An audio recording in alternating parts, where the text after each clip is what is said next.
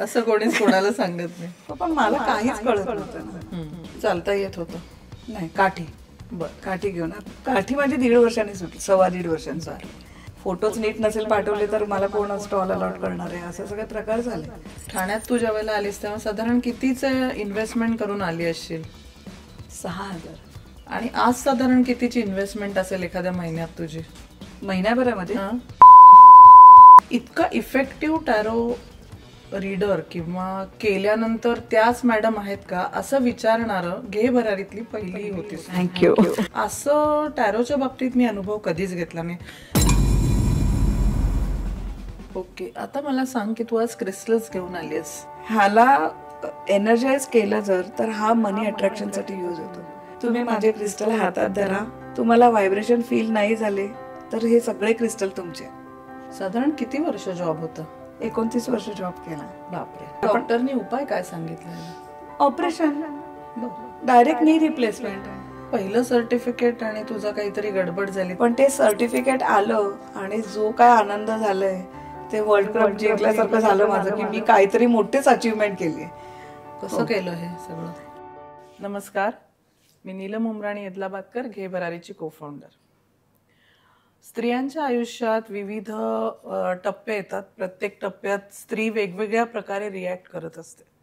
पण बऱ्याचदा आपण जेव्हा लग्न होतं आणि मुलं होतं त्यानंतर आपण असं म्हणत असतो की मला वेळ नाहीये, मला जमत नाहीये, मुलं लहान आहेत. आजारी पडलं तर आपण ती कारणं देतो की मी सारखी आजारी पडते म्हणून मला काही करता येत नाहीये, त्यामुळे मी काही करत नाहीये. ह्याच्या मागे आपली असंख्य कारणं असतात.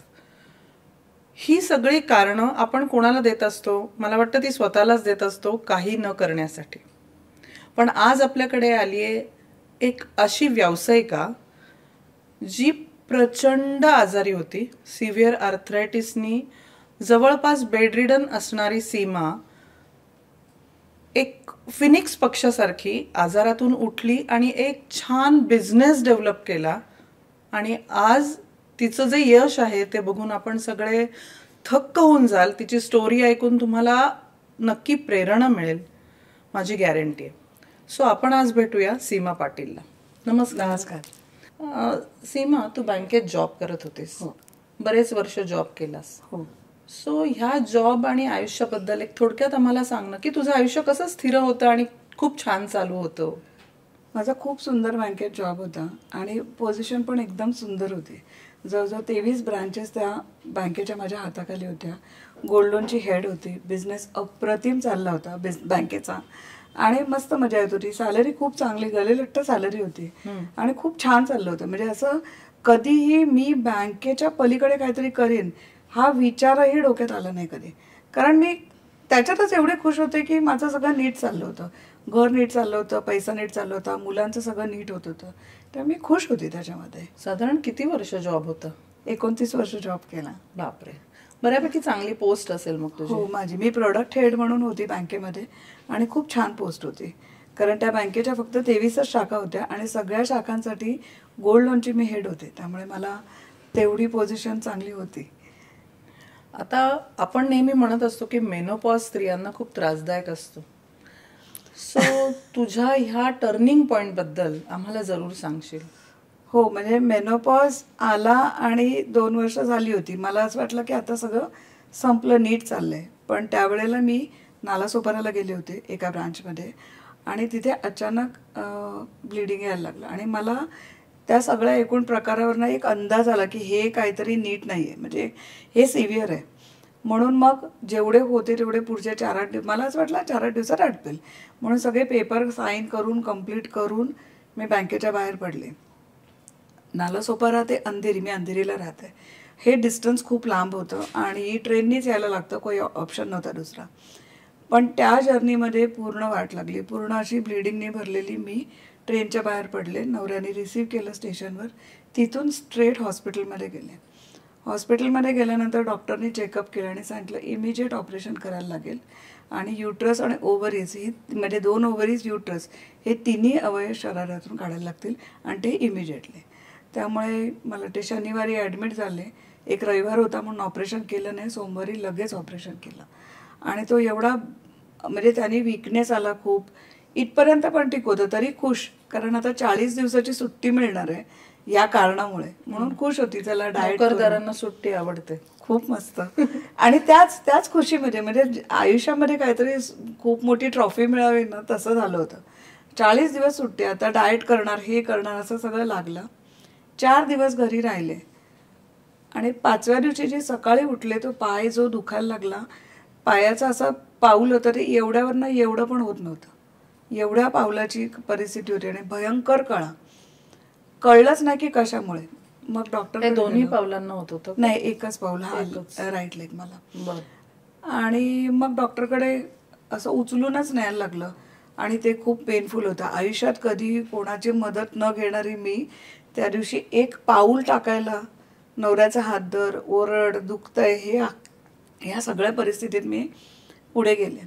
डॉक्टरकडे गेल्यावर डॉक्टरने नवीनच सांगितलं की पायाची पूर्ण गादी खराब झाली आहे, सिव्हिअर आर्थरायटिस झालं आहे, लगेच हिचं गुडघ्याचं ऑपरेशन करायला लागेल. पण त्याचा काही संबंध होता का ऑपरेशन आणि या सगळ्याशी? मोनोपॉजच्या बाबतीमध्ये असं झालं की युट्रस काढल्यामुळे माझ्या पूर्ण शरीराचे हॉर्मोन्स बदलले. माझ्याकडे हिस्ट्री आहे, माझ्या आईला पण आर्थरायटिस आहे, त्याच्यामुळेच ती बेडरिडन आहे. तर म्हणजे घरात आई बेडरिडन आहेच ऑलरेडी? माझ्याकडे 3 माणसं बेडरिडन आहेत. बरं. माझे सासरे पॅरलाइज्ड आहेत, सासूबाई चालू फिरू शकतात पण त्या पण आता 80-82 वर्षाच्या आहेत, आणि आई 87 वर्षाची आहे, ती पण बेडरिडन आहे. त्यामुळे 3 पेशंट करत होतीस तू त्या काळात? हो, म्हणजे अगदी आंघोळ घालण्यापासून सगळं करत होती, नोकरी सांभाळून. म्हणजे इथपर्यंत सगळं करत होती, सगळ्यांचं खाणं पिणं, कोणीही कामाला बाई नव्हती माझ्याकडे आणि मीच करत होती. पण मला बरं वाटत होतं, कारण मी याची थोडीशी माणसांना धरणारी आहे, तर मला खूप आवडायचं ते करायला. असं नाही की मी कपाळाला आटा घालून मला करायला लागते, असं कधीही वाटलं नाही. पण जेव्हा आई रोज बोलायची ना, तुला माझं करायला लागतं, मला बरं नाही वाटत, मला ते फील आलं त्या दिवशी, ज्या दिवशी नवऱ्याला माझं करायला लागलं. कारण मी बाथरूमला पण जाऊ शकत नव्हते, सगळं बेडवर होतं. तेव्हा जे डोळ्यात पाणी आलं आणि असं वाटलं की 50शीलाच, म्हणजे अजून रिटायर व्हायला वेळ आहे, आणि मी 52 वर्षाची होती. 52व्या वर्षी मला असं वाटलं संपलं आपलं सगळं आता. ते खूप पेनफुल होतं, म्हणजे कोणालाही असा त्रास होऊ नये. डॉक्टरनी उपाय काय सांगितलं याला? Operation, direct knee replacement. माझं असं झालं की अजून 15 दिवस झालेले आहेत, माझ्या शरीरातले 3 अवयव काढले आहेत, मेजर ऑपरेशन झालंय, आणि डॉक्टर सहज सांगतात की तुझं गुडघ्याचं तर नी रिप्लेसमेंट करूया, 4 महिने तुला झोपून राहायला लागेल, म्हणजे बेड रेस्ट घ्यायला लागेल, नंतर तू नॉर्मल चालायला लागशील. त्यांना बोलायला नॉर्मल होतं, माझं शरीर ते एक्सेप्ट करेल का, माझं मेंटली मी तयार आहे का त्याला, ह्याचा कोणीच विचार करत नव्हता. माझा नवराही तसा तयार नव्हता. आम्ही जवळजवळ 4 डॉक्टर फिरलो, 4ही डॉक्टरनी मला सांगितलं की तुझी नी रिप्लेसमेंट करायला लागेल, नाहीतर तू चालू शकणार नाहीस, तुला हे झोपूनच आयुष्य काढायला लागेल. जो डिप्रेशनचा काय म्हणतात ना, स्ट्रोक म्हणतात का काय त्याला म्हणतात माहीत नाही, जे काय आलं आणि जी मी लो झाले त्याला, म्हणजे एवढं लो कसे लोक सहन करतात त्याला फार कठीण होतं. मग मला काहीच कळायचं नाही, बसली तरी डोळ्यातून पाणी येतं, झोपली तरी डोळ्यातून पाणी येते, अशी परिस्थिती होती. खूपच. काय झालं जॉबचं? म्हणजे तिकडे कळवलं की असं असं परिस्थिती आहे, नाही आता हा सीझन मार्च जवळ आलाय आणि तिकडे जर मॅनेजर नसेल तर कसं चालणार, ती पोझिशन भरली पाहिजे. मग त्यांनी स्ट्रेट सांगितलं की तुला एक तर सोडावं लागेल किंवा आम्ही सॅलरी तीच देतो पण क्लर्कचं काम करावं लागेल. अरे, जे एक्सेप्टेबलच नव्हतं. मग मी म्हटलं की नाही, मी माझ्या सेल्फ रिस्पेक्टसाठी मी सोडते जॉब, आणि मी घरूनच झोपल्या मेल पाठवला आणि आय रिझाइंड. म्हणजे खूप टफ डिसिजन असेल. टफ डिसिजन म्हणण्यापेक्षा सेल्फ रिस्पेक्ट होता ना मॅडम, त्यामुळे असं झालं की मी असं क्लर्क बिलचं 30 वर्षापूर्वी काम केलं, ते आता परत नाही करणार, त्यामुळे जाऊ देत, नको जॉब. आणि आता नाहीतरी चालता येत नाही, म्हणजे आणि डिप्रेशनमध्ये होते, त्यामुळे असं वाटत होतं की काहीच आता आयुष्यात करू शकत नाही. म्हणजे समजतच नव्हतं. मी डिप्रेशनमध्ये, आजूबाजूला बघावं तर माझे 3 घरातही तेच सगळे तेच, त्यामुळे अजून खूप लो वातावरण, खूप. आणि नवरा तर थकून गेला होता, कारण आधीच तिघांचं करायचं आणि त्यात माझं अगदीच करायचं म्हटल्यानंतर त्यालाही जॉबला जाता येईना, त्याचंही काही धड चालेना, त्याचं बिझनेसमध्ये त्याच्या लक्ष नाही, त्यामुळे खूपच लो परिस्थिती होती त्यावेळेला. म्हणजे सगळेच एकमेकांची फक्त अशी ब्लाइंडली किंवा ब्लँकली बघायचे, चेहऱ्यावरती एक्सप्रेशनच नाही कोणाच्या, काय बोलणार आहोत, अशी परिस्थिती होती. आणि मुलं काय करत होती या काळात? मुलगा नोकरी करत होता, त्यामुळे तो इथे घरी नव्हताच आणि मुलगी पण जॉब करत होती. पण ती घरूनच, म्हणजे तिचं आर्किटेक्ट आहे त्यामुळे ती जाऊन येऊन तिचा जॉब करत होती. मुलीचा खूप आदर झाला. म्हणजे ती रोज येऊन मला एकच बोलायची, तू आज रडली नाही ना? म्हणजे अगं कशी रडली नाही, मी रडणारच ना. नाही तू निघ ह्याच्यातून बाहेर, तू झोपून झोपून काय पण कर, तुला काय, यू कॅन डू इट, असं तिचं रोज बोलणं असायचं. या काळात नवऱ्यालाही नोकरी सोडावी लागली असं. हो, कारण एवढ्या जणांचं करणं त्याला शक्यच नव्हतं. त्यामुळे मग त्यानेही जॉब सोडला. मला एक सांग की आता हे पैसा असेल ना, बँकेत जॉब केला एवढे वर्ष, तर मग परत स्वतः उभं राहावं असं का वाटलं असेल तुला? कारण बँकेत जॉब होता, काय गरज आहे? मॅडम पैसा सगळं नाही ना. मला काहीतरी माझं, मी खूप मेहनत करून ज्या काय पोझिशनला पोचले होते तिथे पोचले होते. आणि असं होतं की मी रिकामी नाही बसू शकत, काहीतरी पाहिजे. आणि मग ते खाली दिमाग शैतान का घर, तसं बसल्या बसल्या सगळे वाईट वाईट विचार, म्हणजे काय चांगलंच नाही होणार, म्हणजे मला जे सुचायचं ते पण वाईटच सुचायचं. मग पॉझिटिव्ह ॲटिट्यूड होती पहिल्यापासून, नव्हती असं नाही, पण त्या काळात परिस्थितीमुळे असं झालं होतं. पण मुलगी खूप स्ट्रॉंग आणि माझ्या 2 मैत्रिणी, दोघी त्याही खरंच स्ट्रॉंग. रोज रात्री एक मला बाळकडू द्यायला यायच्या. तू काय झोपून पण करू शकतेस, त्याच्यात काय, 4 लोक कामाला ठेव. हे जे होतं त्याच्यामुळे मला करायचंच होतं, मी रिकामी नाही बसू शकत. मग काय चालू केलं पडल्या पडल्या? सुचत नव्हतं काय. पहिल्यांदा असं वाटायचं की सगळे बिल्डिंगमध्ये भाज्या, नोकरी करणारे लोक आहेत, मग 2 बायका ठेवते, भाज्या बिज्या कापून घेते आणि ते पॅकेट सर्व करते. मग विचारायला सकाळी उठून कोणीतरी बाई ठेवते, पोहे बे करायला लावते चांगले, आणि बिल्डिंगमध्येच खाली स्टॉल लावते, सगळे जाता येताना नेतील, असे सगळे विचार यायचे. मग बोलायला कोण, मुलगीच, तिच्याशी शेअर करायचं. ती म्हणाली, अक्षरशः पागल, हे काय करू नकोस, तू एवढे वर्ष टॅरो करतेस ना, तू टॅरो रिडिंग कर. म्हणजे याआधी बँकेत जॉब करत असताना सुद्धा ह्याच्यामध्ये काहीतरी काम करत होती, शिकत होतीस, असं होतं का? शिकली होते मी, मला आवड होती या सगळ्याची, त्यामुळे टॅरो इंटरेस्टने म्हणून शिकली होती की काय ते कार्ड्सवर कसं सांगतात लोक, म्हणून शिकले होते. म्हणजे नोकरी सोडायच्या टॅरोच का? ते ना एक फॅसिनेशन होतं. यूट्यूबवरती ते असं पत्ते काढायचे आणि मग ते चित्र दाखवून काहीतरी त्या सांगायच्या.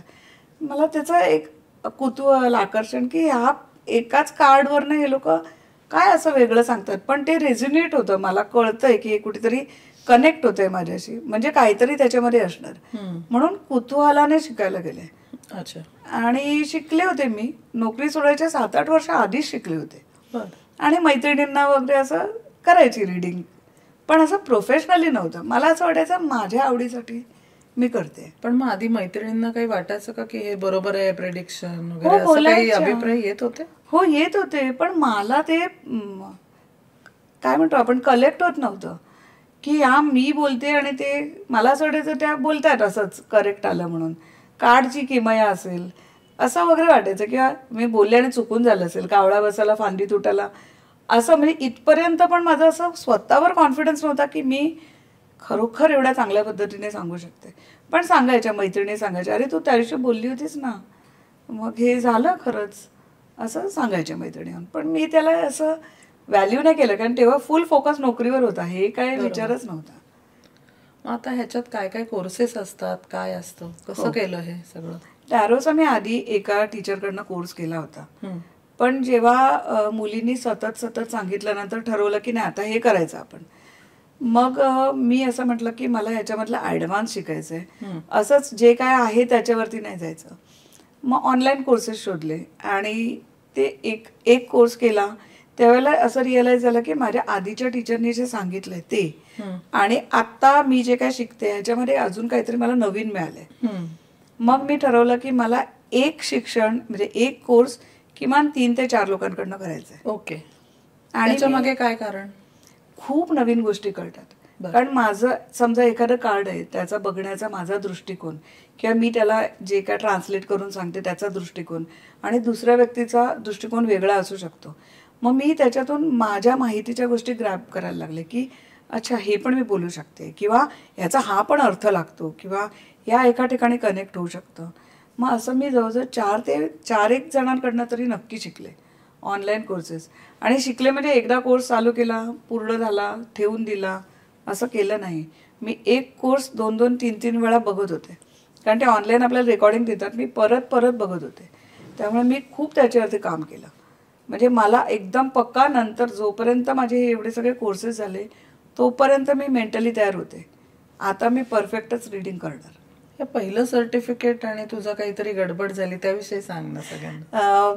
पहिल्यांदा जो कोर्स केला होता आधी, त्याचं तर सर्टिफिकेट कुठे होतं माहिती नाही, कारण काय किंमतच नव्हती सर्टिफिकेटची.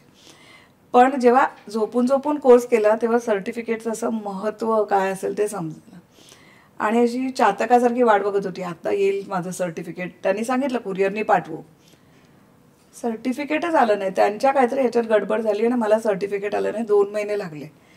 आणि मग तेव्हा परत म्हणजे माझं काय नीटच होत नाही आता, हे पाहायचं पण वाट लागली आणि सर्टिफिकेट साधं येत नाही. पण ते सर्टिफिकेट आलं आणि जो काय आनंद झालाय ते वर्ल्ड कप जिंकल्यासारखं झालं माझं, की मी काहीतरी मोठीच अचीवमेंट केली आहे. खूप आनंद झाला. फोटो काढला, स्टेटसवर टाकला आणि असं म्हणजे सगळ्यांना सांगायला, जो कोण भेटायला आले, माझं टॅरोचं सर्टिफिकेट आलंय. छोटी छोटी मुलं वागतात तसं झालं होतं, पण त्याचा आनंद खूप होता. किंवा एवढ्या अवघड परिस्थितीत केलं होतं त्याच्यामुळे. हो. त्यावेळेला पायाची तशीच अवस्था होती का? म्हणजे जसं ओव्हरऑल शिकत असताना झोपण्याच होते. असं किती महिने होतं हे आजारपण? आजारपण म्हणजे सिव्हिअर आजारपण जवळजवळ 5-5.5 महिने होतं. हळूहळू कमी झालं हे? हो, औषधं घेतली. औषधांनी बरं झालं नाही. एका डॉक्टरकडे गेलो, ते सगळं ऑपरेशनचं झालंच. पण त्यातल्या एका डॉक्टरने मला एवढं मोठं एक ब्रेसल्स दिलं पायाला लावायला, इथपासून खालपर्यंत, जवळजवळ 1.5 फुटाचं सिलिकॉनचं होतं. ते घट्ट लावायचं, त्याचे असे दुखायचे आणि ते काळं पडायचं. ते अजून खड्डे आहेत पायाला. ते लावून मी मग हळूहळू चालायला लागले. ते जवळजवळ 1.5 वर्ष वापरलं. पण हे सगळं करताना असं कधी डिप्रेस वाटलं का, की हे इतकं दुखतंय, कशाला करायचं? नाही, खूप आनंद मिळाला मॅडम. ज्यावेळेला पहिलं कोणाचं तरी रीडिंग केलं किंवा पहिलं कोणीतरी मला दाद दिली की तू चांगलं करतेस, किंवा तू बोललेलं खरं झालं, किंवा तुझी रेमेडी कामाला आली, ह्या गोष्टी ऐकल्यानंतर जो हुरूप आला, तिथे मी सगळीच निगेटिव्हिटी सोडून दिली असं म्हणता येईल. पूर्ण मी पॉझिटिव्हिटीकडे गेले. आणि डोक्यातले जे विचार होते की हे का होईल, ते होईल का, मी आता काय करू, ह्याच्यापेक्षा मी आता हेच करू, किंवा मला आता ह्याच्यातच बघायचंय. आणि ते सगळे विचार राहायला लागले की मग हे मी घरी बसूनच करू शकते की मला काहीतरी ऑनलाईन सुरू केलं पाहिजे. मी खूप गोष्टी रिसर्च करायला लागले नंतर, की हा बिझनेस मला चालता येत नाही ना, ठीक आहे, मी घरात बसून हा कसा लोकांपर्यंत पोहोचू. खूप रिसर्च करायला लागले. मुलगा कम्प्युटर सॉफ्टवेअर इंजिनियर आहे, त्याला विचारायचे झूम मीटिंग कशी करतात, गुगल मीटिंग कशी करतात, मग आता मला मी करते, तू माझ्याशी बोल. म्हणजे मी ते शिकायला लागले नवीन नवीन गोष्टी, की मला ह्याच्यात पुढे जायचंय. मग चालत जाऊ शकत नाही, मग कसं जाऊ शकते, मग ऑनलाईन एवढ्या सगळ्या आता सुविधा आहेत, मग तसं शिकायला लागले. बाकी मग एकदा बिझनेस करायचं म्हटलं तर तू कार्ड केलंस काहीतरी. ते करतानाच्या डिफिकल्टीज पण सांगतो नक्की, कारण की मला असं वाटतं प्रत्येक बाईला कळलं पाहिजे की सगळ्यांसाठी काही केकवॉक नाहीये बिझनेस म्हणजे. त्याच्या आधी एक गोष्ट सांगू इच्छिते की जेव्हा झोपून होते आणि मुलगी रोज बोलायची की तू टॅरो कर, तू टॅरो कर, पण टॅरो कर म्हणजे माणसं कुठून आणू ना, प्रश्न विचारणारे कुठे आणू. तर एक दिवस अशीच फ्रस्ट्रेशन मध्ये ती मला बोलली, तू टॅरो का नाही करत. तर जाम मी भडकले तिच्यावरती की नुसतं रोज रोज बोलू नको, काय तू आणणार आहे का क्लायंट माझ्यासाठी. दुसऱ्या दिवशी ती ऑफिसमधनं येताना एक व्हॉट्सॲपवर तिने मेसेज बनवून आणला होता आणि मला पाठवला तिने. हा मेसेज आहे ना, तुझ्या सगळ्या कॉन्टॅक्टला उद्या पाठवायचा, तुला क्लायंट पाहिजेत ना, इथूनच येणार. पण तोपर्यंत मार्केटिंगचं इम्पॉर्टन्स कळत होतं, पण लोकांना सांगे ब्रह्मज्ञान तसं मी लोकांना बँकेत शिकवत होते ना, हे करा ते करा. जेव्हा स्वतः करायची वेळ आली तेव्हा ते एक गोळा करून पुढे पाऊल टाकावं लागतं. खूप 2 तास तो मेसेज बघून बघून दुसऱ्या दिवशी सकाळी टाकला. काय लोक म्हणतील ते म्हणतील असं सारखं, कारण 2 पॉझिटिव्ह निगेटिव्ह सगळे विचार येत होते. आणि तो मेसेज टाकला आणि मला कॉल यायला लागले. ती पहिली पायरी होती जिकडे कळलं की मार्केटिंगचं महत्त्व काय. सो तिथून सुरू केलं. आणि व्हिजिटिंग कार्डचं एक नक्की इन्सिडेंट सांगते. एक 3-3.5 महिन्यांनी मी चालायला लागले, थोडी काठी आणि वॉकर घेऊन. तर एक दिवस स्टेशनला मला जायचंच आहे म्हणून याला जबरदस्ती रिक्षातून गेलो. ते झेरॉक्सवाले जे काही डिझायनिंग करून देतात तिकडे काठी घेऊन गेले आणि त्या मुलीला सांगितलं मला व्हिजिटिंग कार्ड बनवायचं आहे. तिला माझी दयाच आली, बाई बिचारी आली आहे काठी टेकत. तिने बसवलं आणि मला कसं पाहिजे काय पाहिजे खूप प्रेमाने तिने केलं माझं व्हिजिटिंग कार्ड. आणि मग मी 100 कार्ड छापले आणि घेऊन आले घरी. पण ते कार्ड आणल्याचा जो अनुभव होता, म्हणजे ते फिलिंग होते की माझा बिझनेस त्या क्षणी स्टार्ट झाला ज्या दिवशी मी व्हिजिटिंग कार्ड टाकलं. त्याच्या आधी मी थोडं एक दोन रीडिंग करत होते. पण त्या व्हिजिटिंग कार्डचं जे महत्त्व आहे ना, मी घरी आणून त्याचं अक्षरशः हळद कुंकू घालून देवासमोर ठेवलं की देवा आता तुझ्या कृपेने हा बिझनेस सुरू केला आहे, हा माझा पुढे चालू दे. पण खूप खूप आनंद झाला. जो येईल ना मला भेटायला वगैरे यायचे तेव्हा पण लोक, त्यांना मी कार्ड द्यायची, भाई मी सुरू केलं आहे, आता तुझ्या ओळखीत कोण असेल तर मला पाठव. पण तो अनुभव खूप म्हणजे डोळ्यात पाणी येणारं होतं की मी परत उभी राहिली होते. असं नाही की आधी माझं व्हिजिटिंग कार्ड नव्हतं, बँकेत माझं व्हिजिटिंग कार्ड होतं, तिथं अशीच टाकायचे कारण त्याची किंमत नव्हती. पण माझ्या बिझनेसचं व्हिजिटिंग कार्ड होतं हे, त्याची खूप किंमत होती. कधी खाली पडलं नाही माझं कार्ड. ते त्याच्या केसमध्ये राहतील याची एवढी काळजी घ्यायची मी. पण हा अनुभव खूपच होता की तो एक आनंद होता, ते एक फील होतं की मी बिझनेस सुरू केला आता. आणि तू ह्या एवढ्या अवस्थेत अवघड एक छोटं एक्झिबिशन केलं तू. हो, रिकामी बसायची ना खूप वेळ. आणि आधी एवढे सगळं घरातले सगळं करताना कधी मैत्रिणींना फोन नाही केले. मग रिकामी सगळ्या मैत्रिणींना फोन करायला लागले. तर त्यातल्या एका मैत्रिणीने, अनुश्री राणे, तिने मला सांगितलं की मॅडम एक ना बोरिवलीत एक्झिबिशन आहे, तुम्ही लावा ना तुमचा टॅरोचा स्टॉल. तर मी म्हटलं अगं येणार कशी? नाही, ग्राउंड फ्लोअरला आहे, तुम्हाला चढायला नाही, पायऱ्या नाही चढायचे, पण तुम्ही येऊ शकता, ग्राउंड फ्लोअरला आहे. मग घरी सांगितलं की मी जाते तिकडे करते. तर आता तू स्वतःच बघ कुठे जाते, असं सगळ्यांचं मत झालं. पण नाही, गेले तिकडे. गेले, एक एवढी बॅग होती, त्याच्यात क्रिस्टल आणि माझे कार्ड्स असं घेऊन गेले. काय माहिती नाही एक्झिबिशनला कसा स्टॉल लावतात काय नाही. पैसे भरले होते म्हणून गेले. पण तिकडे गेल्यावर एक पायरी चढायची होती. मला जे काय सांगू, सगळे देव अवतरले माझे खाली. कारण कशी चढू मी पायरी, माझा पाय फोल्ड नव्हता होत, त्याच्यात ते एवढं लावलेलं पायाला. कशी बशी ती पायरी चढली आणि ठरवलं आज टॉयलेटला पण जायचं नाही, कारण पायरी परत चढायला लागेल ना उतरून. तिथेच राहिले आणि तो स्टॉल मी लावला. माझ्या स्टॉलवर काहीच नाही, त्याने 2 टेबल दिली होती, करायची काय, एक टेबल खूप झालं होतं मला. कारण ते पत्ते ठेवले, म्हणजे कार्ड्स माझी ठेवली टॅरोची आणि थोडेसे क्रिस्टलचे असे छोटे छोटे हे नेले होते ते ठेवले. काही बॅनर नाही, ॲडव्हर्टाइजमेंट नाही, ती 100 मधली जी काय कार्ड उरली होती ती नेली होती. काहीच नव्हतं माझ्याकडे. आणि माझ्या स्टॉलवर कोण आलं नाही. कोण अशा स्टॉलवर येणार जिकडे काय प्रोडक्ट पण नाहीये? कोण काय बघणार तिकडे? कार्ड्स बघणार आणि जाणार. एक मग हाताने लिहिलं तिकडे 50 रुपीज पर क्वेश्चन. माझ्याच एक्झिबिशनमध्ये थोडं पुढे एक टॅरोवाली अजून होती. ती आली असेल बघायला की आतमध्ये टॅरोचा स्टॉल लावला तर काय. ती येऊन तिच्या चेहऱ्यावरती जे काय आलं ते मला कळलं की मी काय केलंय ते चुकीचं आहे, हे काय बरोबर मी केलेलं नाहीये. त्या दिवशी बिझनेस झाला 200 रुपयाचा. घेतले आणि आले गुपचूप. दुसऱ्या दिवशी मी म्हटलं तिने काय केलं ते बघूया, ती माझं बघायला आली होती ना, मला गेलं पाहिजे तिकडे बघायला.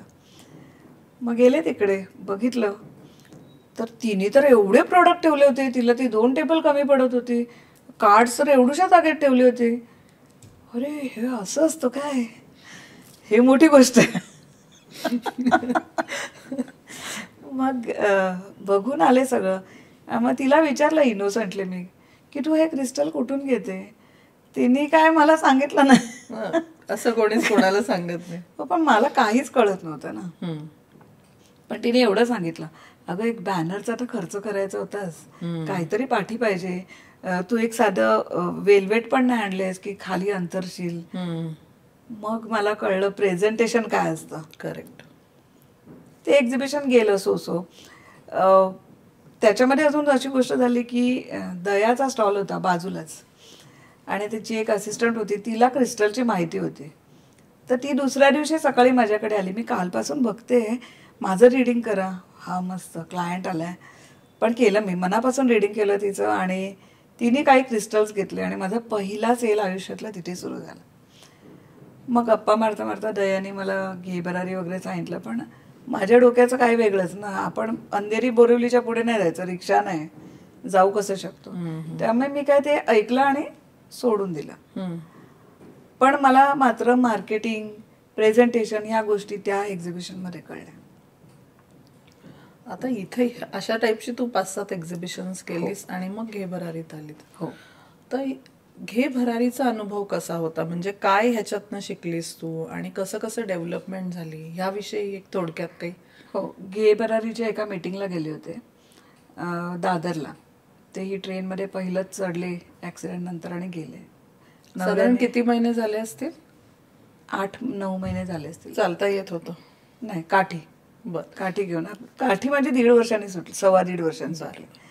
तिकडे गेले, एक्झिबिशन त्या मीटिंगला गेले, सगळे एंटरप्रेन्युअर स्वतःला प्रेझेंट करत होते. हा एक अजून एक पॉईंट होता जे मी शिकले की मला प्रेझेंट करता आलं पाहिजे. मी जर मला प्रेझेंट नाही करू शकत तर समोरचा माझं ऐकून नाही घेणार किंवा माझ्याकडे काय आहे ते प्रोडक्ट बघणार पण नाही. सो मी तिकडे शिकले प्रेझेंटेशन. राहुल सरांची ओळख झाली. मग त्यांनी सांगितलं असा असा ग्रुप जॉईन कर, मग तिकडे अप्लाय करायचा असतो. ग्रुप जॉईन केलं, पण ते अप्लाय करायचं काय कळत नव्हतं. कारण प्रायव्हेट आधीची जी एक्झिबिशन करत होती, तुम्ही पैसे द्या स्टॉलचे, तुम्हाला स्टॉल मिळणार आणि जायचं. मग आता असं वाटायचं मी पैसे देते ना, मग मी काय अप्लाय वगैरे करू, थोडंसं डोक्यात होतं. त्यामुळे काय अप्लाय वगैरे काय 1-2दा केला. त्याच्यात फोटोच नीट नसेल पाठवले तर मला कोण स्टॉल अलॉट करणार आहे, असं सगळे प्रकार झाले.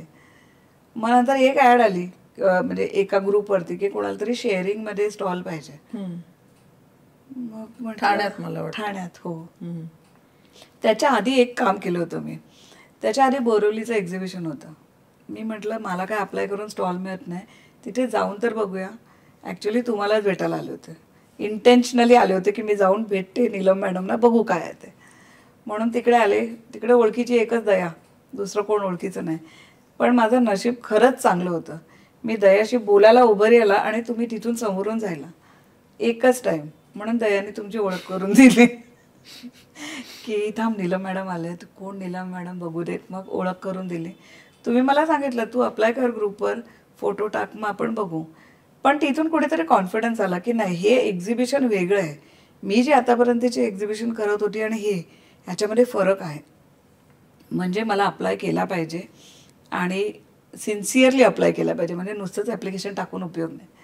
आणि त्यानंतर मी खरोखर नीट फोटो काढून घेतले माझ्या प्रोडक्टचे आणि एक्झिबिशन जे काय लावलं तिकडे माझ्या स्टॉलबरोबरचा फोटो असं सगळं काढून घेतलं आणि मी अप्लाय केला. आणि मग ठाण्यामध्ये त्यालाही मिळालं नव्हतं, पण ते शेअरिंगमध्ये घुसले असं मला ते मिळालं ठाण्याचं एक्झिबिशन. कसं इम्प्रूव्हमेंट होत गेली? त्या ठाण्यात तू ज्या वेळेला आलीस तेव्हा साधारण कितीचं इन्व्हेस्टमेंट करून आली असशील? 6,000. आणि आज साधारण कितीची इन्व्हेस्टमेंट असेल एखाद्या महिन्यात तुझी? महिन्याभरामध्ये 7-8 लाख एवढी? हो. ग्रेट. खूप डिफरन्स आलाय. मी ठाण्याला गेले ना ते मी एवढीशी अशी बॅग घेऊन गेले होते, त्याच्यात माझं सामान आणि जे काय क्रिस्टल्स आहेत ते, तोपर्यंत ब्रेसलेट वगैरे ठेवायला लागले होते, पण एवढीच बॅग होती. अशी छान हलवत गेली होती आणि लोकांच्या अशा 20-20 बॅगा वगैरे बघून म्हणजे तिथेच अर्धी खलास झाले की हे काहीतरी मी चुकीचं केलंय. ऍक्च्युली काय आहे की घे भरारीमध्ये टॅरोचे स्टॉल 1-2 अधूनमधून असायचे, पण इतका इफेक्टिव्ह टॅरो रीडर किंवा केल्यानंतर त्याच मॅडम आहेत का असं विचारणारं घे भरारीतली पहिली होती. थँक्यू. म्हणजे मला लिटरली लोक विचारायचे त्या मॅडम येणार आहेत का, असं टॅरोच्या बाबतीत मी अनुभव कधीच घेतला नाही. त्यामुळे मला वाटतं मीच कधी सिरियस नव्हते हा स्टॉल द्यायला. पण मला तेव्हा कळलं की ह्या गोष्टीवर लोकांचा विश्वास आहे आणि हे ठेवायला लावणारी पण एक व्यक्ती आहे. म्हणजे नुसता व्यवसाय म्हणून नाही, एक श्रद्धाही याच्या मागे असेल, एक तपस्याही असेल, मेडिटेशन असेल, अशा अनेक गोष्टी असतील. सो आता ह्याच्याबद्दल मला तू सांग ना की कसं तुझा हा प्रवास होत गेला. घे भरारीत आलीस, प्रॉडक्ट्स आले, हे सगळं ठीक आहे, पण लोकांच्या रीडिंग्स बद्दल, प्रश्नांबद्दल काही? तर घे भरारीमध्ये आले आणि लोकांचे विचित्र किंवा आपल्या बुद्धीपलीकडचे प्रश्न यायला लागले. म्हणजे नवरा बायकोचे प्रश्न किंवा एक आजोबा आले होते, ते रडत होते माझा मुलगा जर्मनीला गेला, मी सगळं लोन काढून त्याला पाठवलं. गेल्या दिवसापासून तिथे जर्मनीला पोचल्यापासून आज 2.5 वर्ष झाले. त्या मुलाने मला फोन पण नाही केला, तो मुंबईला परत आला पण नाही आणि खूप रडत होते ते. म्हणून मी त्यांना म्हटलं बघा एवढी मोठी प्रॉब्लेम मी कधी सोडवला नाही, खरं ते सांगितलं. पण म्हटलं मी एक रेमेडी देते, तुम्ही करा. ती रेमेडी त्यांनी केली आणि 6 महिन्यांनी ते आजोबा आणि आजी माझ्या घरी मला भेटायला आले की माझा मुलगा फोन करायला लागला आणि आता 15 दिवसापूर्वी घरी येऊन राहून गेला. कमाल. म्हणजे आणि ते सांगताना पण ते रडत होते. टिश्यू पेपर देऊन म्हणजे त्यांना थांबावं लागणार. पण या रेमेडीज अशा मी पटकन सांगू शकते किंवा पुस्तकी ज्ञानातून आले असं नाही. मी त्याच्यासाठी खूप मेहनत घेतली आहे. मी सकाळी 3:30ला उठून मेडिटेशन करायची, रेकी शिकली होती, त्यामुळे स्वतःला रेकी द्यायची. आणि माझ्याकडे जे क्रिस्टल येतात त्यांना आजही मी आल्यानंतर एनर्जाइज करते. पाठवायच्या आधी म्हणजे कुरिअरनी जर पाठवायचं असेल तर पाठवायच्या आधी सुद्धा त्या व्यक्तीच्या नावाने एनर्जी देते आणि मगच पाठवते. त्याला काहीतरी मी स्पिरिच्युअली कनेक्ट करते त्या व्यक्तीशी, म्हणून रिझल्ट यायला फायदा होतो लोकांना. सो सिन्सिअरिटी, मी काय माझ्याकडे कोण बघायला येत नाही ना, मी पॅकेटमध्ये टाकून पाठवू शकते. पण सिन्सिअरिटी वर्क्स. तुम्हाला बिझनेस करायचा आहे ना किंवा लोकांचे काही प्रॉब्लेम सोडवायचे आहेत मनापासून, तर तुम्हाला सिन्सिअरली वागलं पाहिजे. सो ही सिन्सिअरिटी होती. वेगळ्या वेगळ्या प्रकारचे अनुभव प्रश्न आलेच, पण घे बरारीने मला खूप म्हणजे खूपच सांगू शकत नाही. आज जिकडे पोचले त्याला घे बरारीचा 90% वाटा आहे त्याचा. कारण मी एवढ्या लोकांकडे पोचूच शकले नसते, माझ्याकडे कोण घरी येणार होतं. पण लोक यायला लागले, रेफरन्स द्यायला लागले. आज मुंबईतून नाही तर पुणे, कोल्हापूर, बँगलोर, जिकडे जिकडे म्हणून आपण एक्झिबिशन लावलं आहे तिथून मला आजही लोक कनेक्ट करतात. आणि आता रेफरन्शियल बिझनेस यायला लागला. अमक्याने तुमच्याकडनं हे केलं होतं, मग मला सांगा, मला पण प्रॉब्लेम आहे. खूप रेफरन्स बिझनेस आला ना मॅडम की खूप बरं वाटतं, की एक पोचपावती असते की अमक्याला बरं वाटलं म्हणून त्याने रेफरन्स दिला. सो इथून मी खूप ग्रो झाले. ओके, आता मला सांग की तू आज क्रिस्टल्स घेऊन आलीस. हो. तर थोडंसं आम्हाला जो पायराईट आहे, मला वाटतं जो फर्स्ट वन आहे, त्याचं काय महत्व आहे आपल्या आयुष्यात? हा जो पायराईट आहे ह्याला एनर्जाइज केलं जर तर हा मनी अट्रॅक्शनसाठी यूज होतो. लोन रिपेमेंट, ब्लॉक्ड मनी, पैसे येत नाहीत, अडकलो आहे, ह्याच्यासाठी खूप उपयोग होतो. त्यामुळे पायराईट छोटा असेल मोठा असेल प्रत्येकाने वापरावा. त्याला कुठचंही राशी, माझी ही राशी आहे मग चालेल का, सगळेजण वापरू शकतात. कुठचाही क्रिस्टल असो सगळेजण वापरू शकतात. पण तो वापरायचा कसा, मग तो कशाच्या फॉर्म मध्ये तू देतेस का? हो, मी ब्रेसलेट्स बनवून देते. अंगठ्या आहेत, ती बघा मी घातली एक अंगठी. अंगठ्या असतात वेगळ्या. प्रत्येक प्रॉब्लेम म्हणजे नुसता पायराईट आहे पण त्याच्या शेपला महत्व आहे. मी कुठच्या शेपचा तुम्हाला देते. तुमच्या प्रॉब्लेमप्रमाणे मी शेप चेंज करते, साईज चेंज करते. न्यूमरोलॉजिकली एखाद्याला खूप प्रॉब्लेम आहे तर त्याच्या न्यूमरोलॉजीप्रमाणे, डेट ऑफ बर्थप्रमाणे त्याने किती ग्रॅमचा पायराईट वापरला पाहिजे हे सुद्धा सांगते. तर नुसतं पायराईट आहे मी घेऊ असं नाही आहे. त्याचा उपयोग त्याच्या शेपवर डिपेंड आहे. त्याच्या इंटेन्शन तुम्ही जे देता, त्याला पॉवर जी देता त्याच्यावर डिपेंड आहे. असं खूप त्याच्यामध्ये प्रकार आहे. काही उदाहरण आहे याच्यामध्ये मनी अट्रॅक्शनचं? एखादं एक्झाम्पल. ठाण्याच्या एक बाई आहेत, त्याने 25 लाख एकीला दिले होते. खूप वर्ष झाली, 8-10 वर्ष झाली. त्या माझ्याकडे नेहमी टॅरो करायच्या. तर त्यांनी मला विचारलं अगं हे दिले पण आता माझ्या मुलाचं लग्न आहे तर काय करू. तर मी कॅल्क्युलेट केलं आणि मी त्यांना सांगितलं तू एवढ्या ग्रॅमचा पायराईट घे आणि एक रिच्युअल सांगितलं की ह्या पद्धतीने तो ठेवायची पण एक पद्धत सांगितली मी त्यांना. आणि त्याच्यातले 8 लाख त्यांचे इमिजिएटली रिकव्हर झाले. सो हा माझा एक चांगला अनुभव आहे. येस. आणि हे जे ट्री आपल्या सगळ्यांनाच दिसतं असं मला वाटतं टॅरोच्या स्टॉलवरती, याचा काय यूज असतो? आपल्या शरीरामध्ये 7 चक्र असतात. त्या 7 चक्रांना बॅलन्स करायला हे ट्री उपयोगी पडतं. प्रत्येक चक्राचा एक क्रिस्टल आहे. ह्याच्यामध्ये 7 रंगाचे क्रिस्टल आहेत. या प्रत्येक क्रिस्टलमधनं काहीतरी व्हायब्रेशन्स बाहेर पडतात. ती जर आपल्याला लागली तर आपली चक्र बॅलन्स होतात. त्यामुळे हेल्थ चांगली राहते, तब्येतीला मदत होते चांगली राहायला. आणि प्लस पीसफुलनेस, शांतता, घरी सुख, शांती, समृद्धी यायला खूप मदत होते. या ट्रीच्या साईजवर पण डिपेंड असतं. आता ह्याच्यामध्ये ना 300 मणी आहेत, 300 क्रिस्टल्स लावलेले आहेत. ह्याच्यामध्ये 50 क्रिस्टलचं पण ट्री येतं आणि 2000-3000 क्रिस्टलचं पण टी येतं. ज्या वेळेला माणूस मला प्रॉब्लेम सांगतो त्याच्या ग्रॅव्हिटीप्रमाणे मी सांगते की किती बीट्सचं ट्री असायला पाहिजे.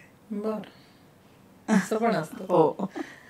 आणि हा जो एक सुंदर, आता मला त्याचं नाव तर माहित नाहीये, पर्पल कलरचा, हा ना एमेथिस्ट आहे.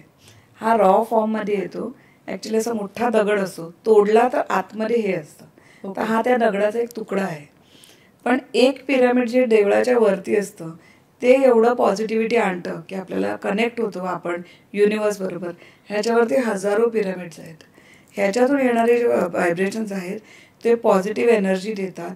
आजारी माणसाला बरं करायला, स्ट्रेस कमी करायला, स्ट्रेस रिलीफ, पेन रिलीफ, ह्या सगळ्या गोष्टींना ह्याचा फायदा होतो. डिप्रेशनमधल्या लोकांना इंट्युशन चांगली करायला असे खूप ह्याच्यामध्ये आहेत.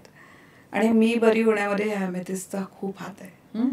मी या ॲमेथिस्टचे छोटे छोटे तुकडे असे सेलोटेपने लावून ठेवायची गुडघ्याला रात्री झोपताना आणि सकाळी काढायची. पण हे जेव्हा कन्सिस्टंटली मी 4 ते 5 महिने केले तेव्हा माझी रिकव्हरी खूप फास्ट झाली. ओके. हा माझा पर्सनल अनुभव आहे. का असं होत असेल? म्हणजे काय ह्याच्यातनं व्हायब्रेशन्स येतात की काय असतं? नॅचरल गोष्टींबद्दल काहीतरी सांग ना. ह्या हे क्रिस्टल्स जमिनीखाली तयार होतात किंवा पाण्यामध्ये. काही क्रिस्टल पाण्याच्या खाली पण मिळतात. हजारो वर्ष लागतात एक क्रिस्टल तयार व्हायला. एवढे वर्ष भूगर्भाच्या जवळ हे क्रिस्टल असतात. ग्रॅव्हिटेशनल फोर्स आणि इतर जे फोर्सेस जे आपल्या धरतीमध्ये आहेत त्याचा त्यांच्यावर इम्पॅक्ट येतो. त्यामुळे प्रत्येक क्रिस्टलनी ज्या काही फोर्सेस एक्सेप्ट केल्यात ते बाहेर आणल्या, जेव्हा आपण बाहेर काढतो आपल्या घरात येतात तेव्हा त्याचे व्हायब्रेशन ते रिलीज करायला लागतात. आपल्यातली निगेटिव्ह एनर्जी ॲब्झॉर्ब करतात आणि पॉझिटिव्ह एनर्जी रिलीज करतात आणि त्या एनर्जीमुळे आपल्याला पॉझिटिव्हिटी वाटते. ओके. माझ्याकडे ना अजून एक प्रश्न येतो, तुम्ही सर्टिफिकेट देता का? कारण हल्ली ऑनलाईनमध्ये सर्टिफिकेट मिळतात. मी ना त्या व्यक्तीला सांगते, मी तुम्हाला सर्टिफिकेटच्या पुढची गोष्ट सांगते. तुम्ही माझे क्रिस्टल हातात धरा, ब्रेसलेट देते हातात, हातात टाईट धरून बघा, 5 मिनटं 100% तिकडे कॉन्सन्ट्रेट करा. तुम्हाला व्हायब्रेशन फील नाही झाले तर हे सगळे क्रिस्टल तुमचे. आजपर्यंत एकही व्यक्ती असा आला नाही की ज्यांनी सांगितलं नाही मला फील नाही होते म्हणून. माझे एवढे ओरिजिनल क्रिस्टल आणि ॲक्टिवेटेड क्रिस्टल असतात. नुसतं दुकानातून आणलं म्हणून क्रिस्टल युजफुल नाही आहे. त्याला काही त्याच्यावरती संस्कार करावे लागतात तेव्हा तो युजफुल होतो आणि तेव्हा त्याचा रिझल्ट येतो. आणि हा जो आहे हा उभा, हा ब्लॅक टर्म्युलिन आहे रॉ फॉर्ममध्ये. हा क्रिस्टल निगेटिव्ह एनर्जी ॲब्झॉर्ब करतो. तुमच्या सध्या फार गरज आहे. हो, प्रत्येकाला. ह्याचा पण एक अनुभव कस्टमरचा सांगते. एक कस्टमर आहे, तो त्याच्या बँकेत नोकरीला होता आणि खूप अचिव्हमेंट करत होता. इन्शुरन्स बिझनेसमध्ये एकदम MDRT वगैरे त्यांनी केलं होतं.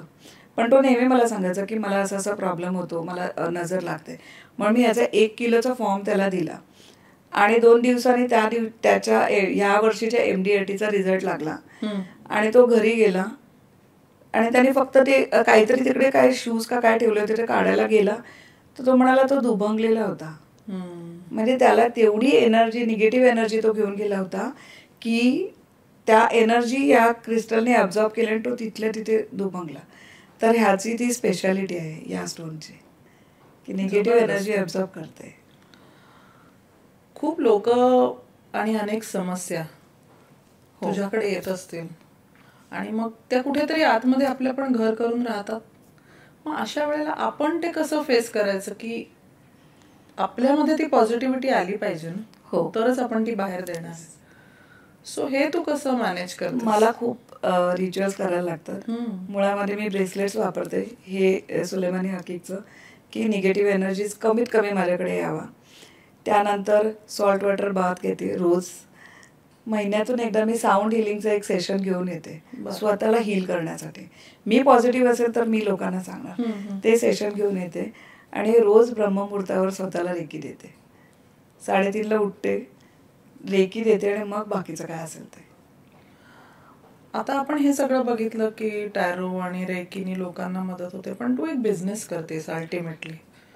सो आधी नोकरी करत होतीस जिथे तू एक मॅनेजर आहेस, तू म्हणशील तो शब्द, आणि बिझनेसमध्ये तसं नाहीये. बिझनेसमध्ये काही व्हॅल्यू नाही, पहिल्यांदा कस्टमर इज किंग. सो मग ह्याच्यामध्ये कसं स्वतःला ऍडजस्ट केलं? तू काही थेरपीज केल्यास का किंवा काय, कसं प्रेझेंट केलं स्वतःला? मी ना माझ्या शब्दांवरती कंट्रोल आणला. कारण आधी ऑर्डर द्यायची सवय होती ना, आता ऑर्डर घ्यायला लागत होतं. कस्टमरच एक उचकट प्रश्न पण विचारत असतील काय काय. हो, मला एक प्रश्न येतो नेहमी, पायरेट विकतात तुमच्याकडे खूप पैसे असतील ना? हो, माझ्याकडे आहेत पैसे, उत्तर देते. पण ऐकायला शिकलं पाहिजे समोरच्याचं. त्यांनी कितीही काही बोललं तरी हसून उत्तर देता आलं पाहिजे, की त्याचं मला हा बोलला म्हणून मी रागावून बसता नाही, हसून उत्तर देता आलं पाहिजे आणि रिस्पेक्ट केला पाहिजे समोरच्याला. हे सगळ्यात महत्वाचं आहे ह्या गोष्टीवर. आणि स्वतःच्या तोंडावर जिभेवर कंट्रोल ठेवला पाहिजे. राग आला म्हणून बसावसा नाही, त्याला हसून गोड बोलून. काय शिकलीस का तू ह्याच्यामध्ये, काही कोर्सेस केलेस का? नाही, मी ह्याचे कोर्स नाही केले, पण मी हे प्रत्येक अनुभवाने शिकत गेले. खूप चेंजेस आले स्वतः. मोठ्या पोझिशन वर तू होतीस आणि अचानक ह्यामध्ये आलीस, म्हणजे खूप मोठं ट्रान्झिशन आहे याच्यामध्ये. हो, खूप फरक. पण तोंडावरतीच कंट्रोल आणला, कारण पहिल्यांदा असं जोरात ओरडून सांगायची सवय होती, ती बदलली आणि स्वतःवरती आता ऐकून घ्यायचंय. कस्टमर आपला किंग आहे, तो सांगणार ते ऐकायचंय, सॉफ्टली बोलायचंय, हे आत्मसात केलं. तुला जसं सुरुवातीला त्रास झाला की व्हॉट्सअप मार्केटिंग किंवा काही, तसं पुढे जसं घे भरारीमध्ये अगदी कंपल्सरी आहे की इंस्टाग्राम, फेसबुक हे अगदी कंपल्सरी आहे. मग ह्या बदलत्या गोष्टींशी ऍडजस्ट काही करायला जमलं का? करायला जमलं म्हणजे करायलाच पाहिजे. पण एक गोष्ट सांगते मॅडम, मार्केटिंग करणं, एखादा बिझनेस पुढे न्यायचा असेल तर मार्केटिंग शिवाय पर्याय नाही. तुमच्याकडे बेस्ट मधलं बेस्ट जरी प्रोडक्ट असलं तरी ते लोकांपर्यंत पोहोचलं नाही तर त्याचा काही उपयोग नाही. पहिलं सुरुवात मी व्हॉट्सअप मार्केटिंग पासून केली, स्टेटसवर ठेवायला लागले, त्याच्यातून मला रिस्पॉन्स यायला लागला. पण तेव्हापर्यंत फेसबुक, इंस्टाग्रामचं अकाउंट पण नव्हतं, काय कळतच नव्हतं त्यातलं. पण मग जसं घे भरारी जॉईन केल्यावर हे केलं नाही तर जाऊ शकत नाही पुढे, म्हणून मध्ये शिकायला लागली. पण त्याच्यावरनं मला खूप चांगला रिझल्ट यायला लागला. फेस व्हॅल्यू लोकांना कळायला लागली, लोक मला चेहऱ्याने ओळखायला लागले. सो तो एक फरक आला आणि लोक शोधत यायला लागली की अरे तुमचा आता कोल्हापूरची ऍड टाकली होती तर असं आलं की येत आहे ना, मग आम्ही वाट बघतोय. सो असे रिस्पॉन्स ऐकून खूप चांगलं. पण हे फक्त मार्केटिंग मधनं करायला लागलं. मी अजून एक गोष्ट करायला लागले, इन्फ्लुएन्सर मार्केटिंग. इन्फ्लुएन्सर मार्केटिंग प्रत्येकाने करावं असं मी सांगते. ते पैसा एक्सपेन्सिव्ह नाहीये, दॅट इज अन इन्व्हेस्टमेंट. तुम्ही ते कराल तर तुम्ही त्याची समजाल की काय रिस्पॉन्स आहे लोकांचा, कसे लोक येतात तुम्हाला, कसा तुमचा फोन खणखण खणखण वाजत राहतो मार्केटिंग केल्यानंतर. प्रॉपर इन्फ्लुएन्सरकडे मार्केटिंग केलं तर तुमचा बिझनेस त्या जे काय जोपर्यंत ते रील चालू आहे तोपर्यंत तुमचा बिझनेस बूम होणारच. त्यामुळे हे प्रत्येकाने केलं पाहिजे. मार्केटिंग शिवाय बिझनेस होणार नाही कुठचा. आणि सतत एक्झिबिशनचे काय फायदे आहेत? सतत एक्झिबिशनमुळे एकतर नवीन नवीन ठिकाणी आपले एक्झिबिशन होतात, सो तुम्ही नवीन लोकांशी कनेक्ट होता, एक नवीन ग्रुप, एक नवीन एरिया तुमच्या अंडर येतो. आता जसं आपण समजा सांगलीला गेलो, कोल्हापूरला गेलो, तर मी पुण्याला येते, तर त्या ठिकाणची लोक माझ्याकडे कधी पोहोचलीच नसती, पण एक्झिबिशनमुळे ती लोक कनेक्ट होतात, ती रेफरन्सेस देतात. त्यामुळे तो खूपच म्हणजे बिझनेस वाढतो, तुमचं नाव मोठं होतं, तुम्हाला लोक ओळखायला लागतात, खूप फरक पडतो. आता मी असं म्हणेन की तू एक खूप अप्स अँड डाऊन्स मधून गेलीस, जे यशस्वी आता तू आहेस या सगळ्यात. काय करायचंय पुढे, कशा पद्धतीने तुला पुढे ग्रो व्हायचंय? मला मरेपर्यंत काम करायचं. ग्रेट. सगळ्यात पहिल्यांदा शेवटच्या दिवसापर्यंत मला काम केलं पाहिजे. हे सगळ्या स्त्रियांना तू सांगितलं पाहिजेस मला वाटतं. प्रत्येकाने केलं पाहिजे.